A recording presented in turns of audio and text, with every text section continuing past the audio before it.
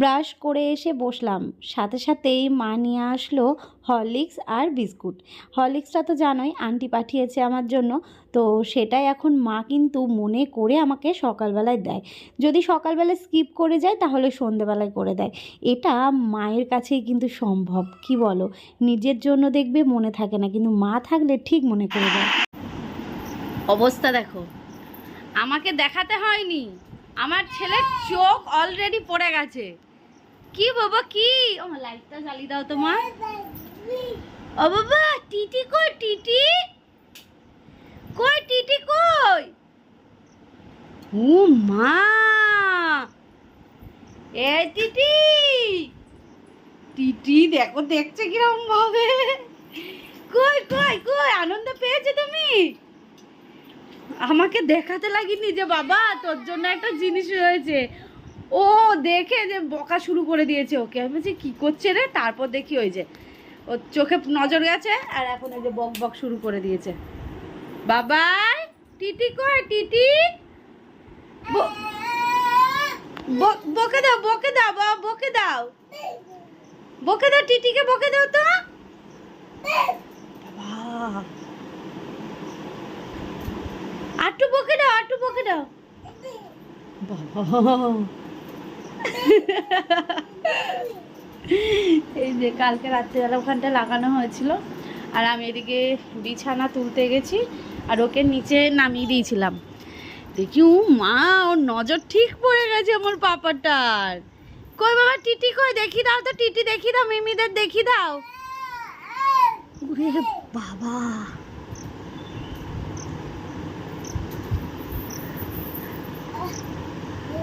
ওরও সেই নজর ওই দিকেই। আজকে ম্যাগি খেতে ইচ্ছে হয়েছে, তাই আমি কিন্তু আগারোর মাল্টি কুক কেটেল উইথ স্টিমারে আমি ম্যাগিটাকে করে নিচ্ছি।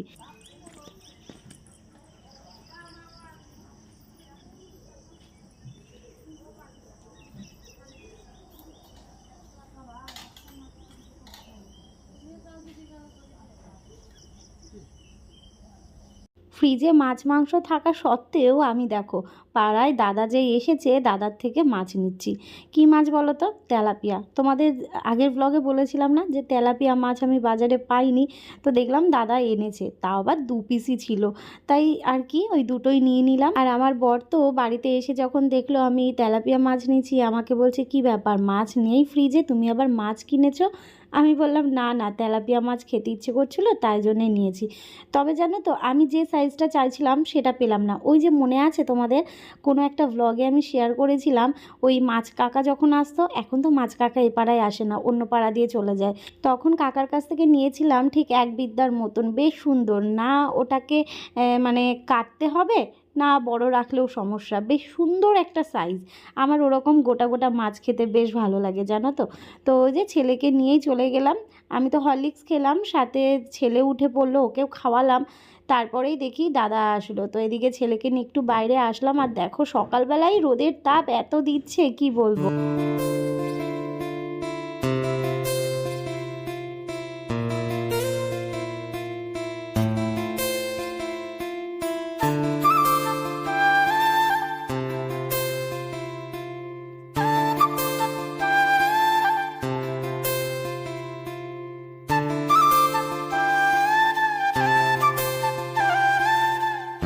মা তো ওকে রাখে, কিন্তু আমার ছেলে যখনই সুযোগ পায় আমার কাছে চলে আসার জন্য এইভাবেই হামা দিতে দিতে আসে। আমি কি করছি ওটার দিকে ওর নজর। ওকে এত খেলনা দেওয়া হচ্ছে, এত কিছু দিয়ে ওকে রাখা হচ্ছে না, সে ছেলে আমার কিছুতেই থাকবে না। ও কি করবে না, এসে ফ্রিজটাকে ধরবে, গ্যাসের সিলিন্ডারটাকে ধরে ধরে দাঁড়াবে, দরজাটাকে ধরে ধরে দাঁড়াবে, বা হামা দিয়ে এসে আমাকে ধরে ধরে দাঁড়াবে। দেখবে মা কি করছে।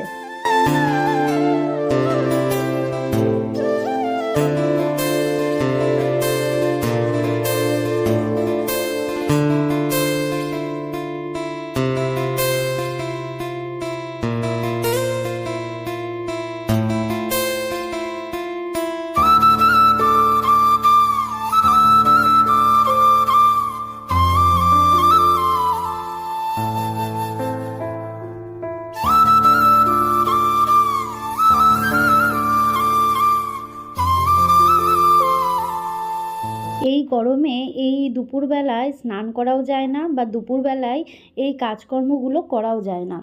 তো ওই জন্যেই সকালবেলায় কাজকর্মগুলো সেরে আমি কিন্তু স্নান করে নেব, সাথে পুজোটাও দিয়ে নেব। আসলে ট্যাঙ্কির জল এত পরিমাণে গরম হয়ে যায় কি বলবো। তারপর কি করি জানো, ট্যাঙ্কিতে যদি জল থাকে সেই জলটাকে একটু ফেলে দিই, দিয়ে আবার মোটর চালিয়ে ট্যাঙ্কিটাকে একটু ভরি। কিছু করার নেই, এই ঠান্ডা জল নিতে গেলে কলতলায় গিয়ে স্নান করতে হবে। আর সত্যি বলতে পাশেই মাঠ ঘাট, কলতলায় বসে স্নান করার মতো রুচিটা যেন আমার আসে না। তো তার জন্যেই আমি কিন্তু কলতলায় স্নান করি না। কিন্তু কলের জলটা টেনেও যে আমি বাথরুমে নেব সেটাও হয়ে ওঠে না, কারণ এতটাও ভারী জিনিস অতটা নিচ থেকে, আমার কলতলাটা কিন্তু আমার রান্নাঘর থেকে অনেকটাই নিচু, সেখান থেকে তোলাটা ভয়ও লাগে। তো তার জন্যে আর কি ওই মোটরের জলেই স্নান করতে হয়। তো সকালেই কিন্তু অনেকটাই ভালো গরম হয়ে যায় এই জলটা, দুপুরে ব্যাস মনে হবে যেন গরম জল গায়ে ঢালছি। তাই জন্যই সকালবেলা কাজকর্ম সেরে স্নান করে নেবো আর কি। আর ভালোও লাগে, তাই না বলো? সকাল সকালে এইগুলো যদি হয়ে যায়, আগে তো আমি তাই করতাম, কিন্তু পরিস্থিতির চাপে আমাকে এক এক সময় এক এক রকম করতে হয়। সকালবেলা যেদিন সুবিধা হয় তো করি, আর না হলে ওই যে ছেলেকে স্নান খাওয়া দাওয়া করিয়ে ঘুম পাড়িয়ে তারপরে স্নান করা।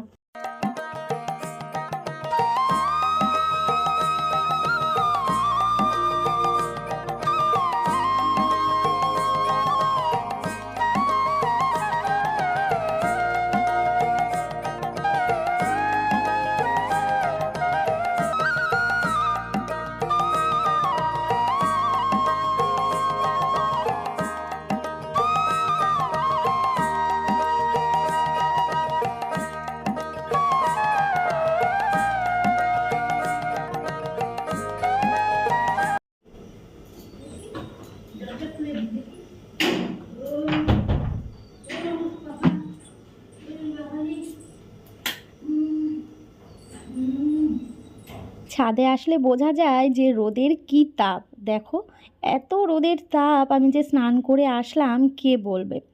ছাদটা না অনেকটা অগোছালো হয়ে রয়েছে, ওই যে রিপোর্টিং করছে তো ও, তার জন্যে ছাদটা একটু অগোছালো রয়েছে। একদিকে সার রয়েছে মানে গোবর সার, একদিকে মাটি, একদিকে ধানের তুষ, এই সমস্ত কিছু দিয়ে তো ও গাছটা লাগায়।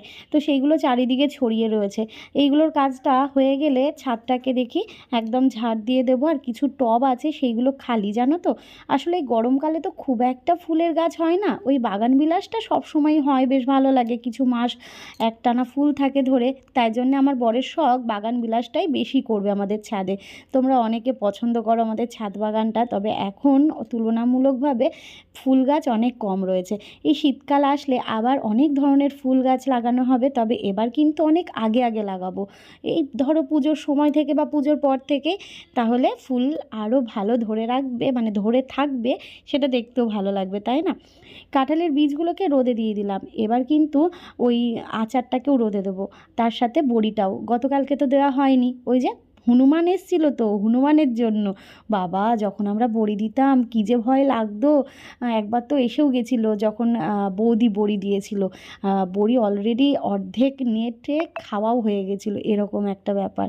তো যাকে আমার সাথে এরকম হয়নি, তবে কি বলো তো, মানে এখানে আমাদের গ্রামগঞ্জে অনেকের বাড়িতে তো ফল গাছ বা ফুল গাছ থাকে, তারপর হচ্ছে শাকসবজির গাছ থাকে, যেমন পেঁপে, তারপর কলা। এই জন্যে না আমাদের এখানে বেশি হনুমানের ব্যাপারটা হয় আর কি। আমাদের এখানে বেশিরভাগই কিন্তু কলা বাগান, আর সেই কলা বাগান থেকে কলা তুলে খায়। আর আমাদের বাগান থেকে, মানে আমাদের ছাদ বাগান থেকে কি খায় জানো? গোলাপ গাছের ছোট্ট ছোট্ট যে কুশিগুলো বেরোয় সেইগুলো। এদিকে জামা কাপড়গুলো ধুয়ে দিয়েছি, আর ওইদিকে ছাদে দিয়ে দিলাম হচ্ছে রোদে, বড়িগুলো দিলাম, সাথে আচারটা দিয়েছি, আর এদিকে বীজগুলো দিয়ে দিলাম। চল এবার ফুল তুলতে হবে। দেখো কত ফুল হয়েছে, কি ভালো লাগে বলো লক্ষ্মী জবাগুলো দেখতে।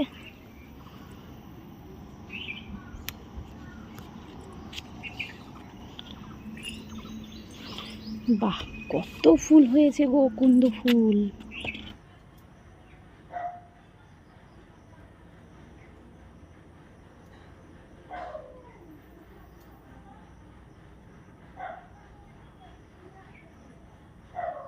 স্নান করে পুজো দিয়ে ছেলেকে খাওয়ালাম, ওদিকে মা তো ওকে ঘুম পাড়াচ্ছে আর আমি কিন্তু এদিকে রান্না বসিয়ে দিয়েছি।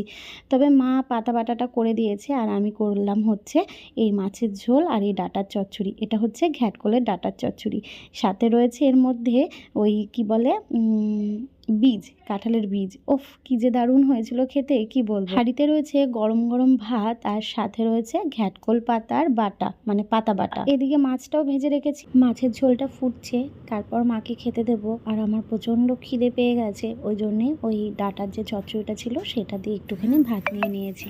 রান্নাবান্না কমপ্লিট, এদিকে মায়ের জন্য খাবার বেড়ে নিয়েছি। দেখতে কেমন লাগছে তরকারিগুলো অবশ্যই কিন্তু কমেন্ট করে জানিও। আজকে কিন্তু মাছের ঝোলটা গাটি কচু আলু দিয়ে করেছি, বেশ ভালো হয়েছিল আর অনেক দিন পর এই মাছটা খাওয়া হলো।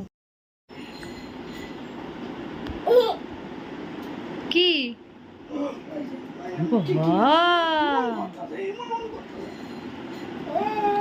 বকে দাও, বকে দাও, বকে দাও, বকে দাও টিটিকে, বকে দাও, বকে শিগগির বকে দাও টিটিকে। বাবা যা যা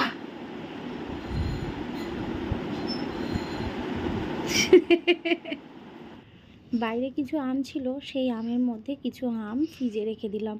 সবকটা আম বাইরে রাখলে যদি নষ্ট হয়ে যায়, এমনিতেই যা গরম পড়েছে আর সবকটা আম ঢোকানো যাবে না এই বাস্কেটে, তাই জন্যে কিছু আম রেখে দিলাম, কারণ সবজি রয়েছে যেহেতু।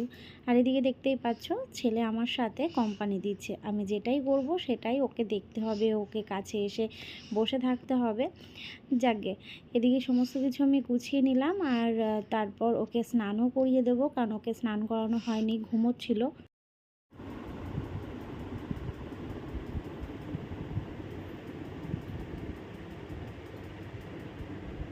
দিল দিল দিল কপালের টিপ চোখে পড়িয়ে দিল, কপালের টিপ চোখে পড়িয়ে দিল।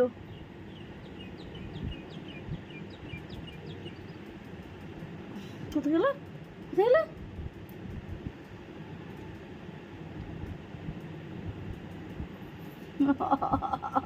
এই করে কপালে টিপ রাখতে দেয় না।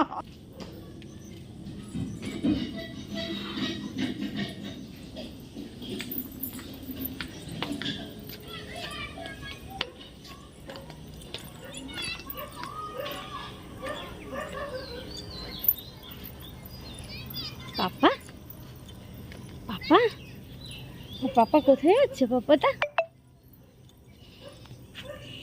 তো হেসে দাও, একটু হেসে দাও, একটু হেসে দাও।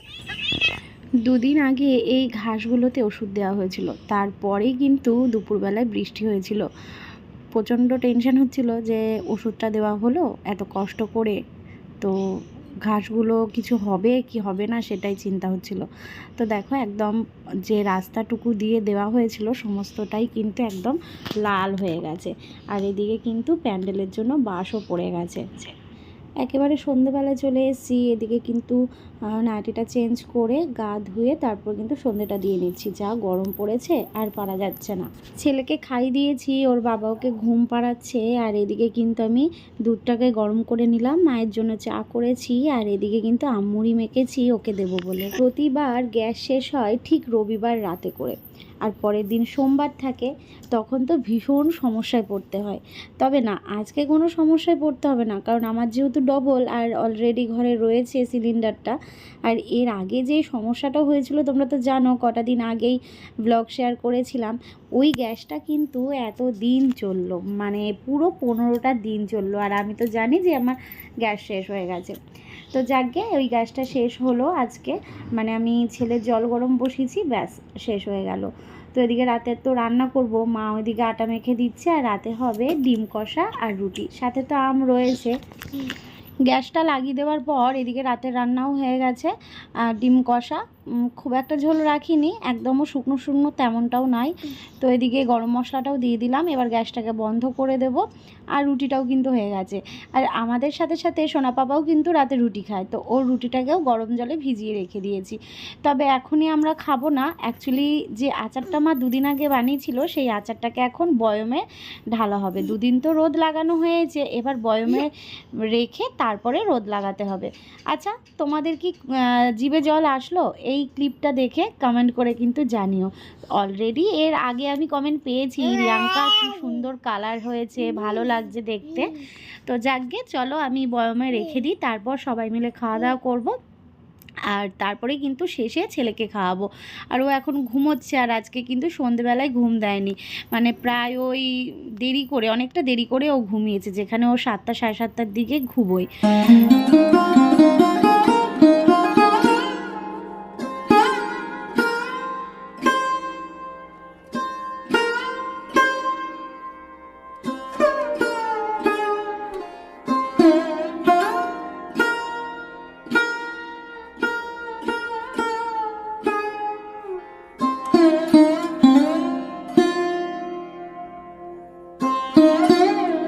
রাতের মেনুতে রয়েছে ডিম কষা, সাথে রুটি, আর রয়েছে আম।